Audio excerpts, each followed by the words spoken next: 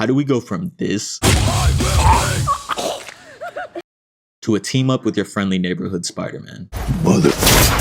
Go home! After watching Punisher's One Last Kill, which I thought was excellent, although I do have a few criticisms. For one, it was way too short. And two, why does Marvel refuse to give us a full movie or series where Frank is fully suited up? This is like the third time the Punisher has had a cameo in his own presentation. Despite my criticism, this gave us some of the best action scenes yet from Jon Bernthal's version of the character. Aside from maybe the opening 15-20 minutes, the rest felt like a straight horde scene from your favorite zombie video game. Bro absolutely slaughtered everyone. But once again, it raises the question, how can these two fit on screen together? I can only think of three possible solutions. First would be to have Spider-Man become a more violent character. Recently, Tom Holland had this to say.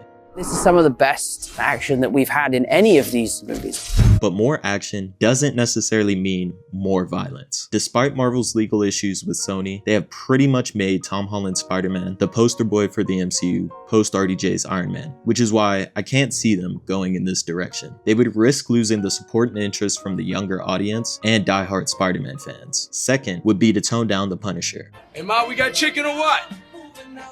Ma! Which is honestly going to happen to some extent no matter what. But if they take it too far, they risk the same backlash. Not so much from the younger audience, but definitely from the die-hard Punisher fan base. I think it would be surprising, given the momentum they just gained from this special with how violently they portrayed Frank, to then do a complete 180 and pacify the Punisher. Third, and this is what I believe is the most interesting option, would be to have their incompatibility be the issue. Meaning, rather than directly solving their disagreement, let it play out. Let us see how each of them have a different fundamental approach to the same problem. Allow Frank to be his unhinged version of himself, and have Spider-Man, through his moral obligation, attempt to minimize the damage Frank causes. This way, both characters can be true to themselves, while also being on screen together. Let's not forget that Savage Hulk is also rumored to be making his return. This is an antagonist that would require both characters not to hold back. And this is where I can see the majority of Punisher's action sequences. One thing that's clear after watching the presentation is Frank's motivations have changed. So far, we've only known Frank for one thing: revenge, with the only real exception being when he and Daredevil face off against the anti-vigilante task force, who took inspiration from Frank himself.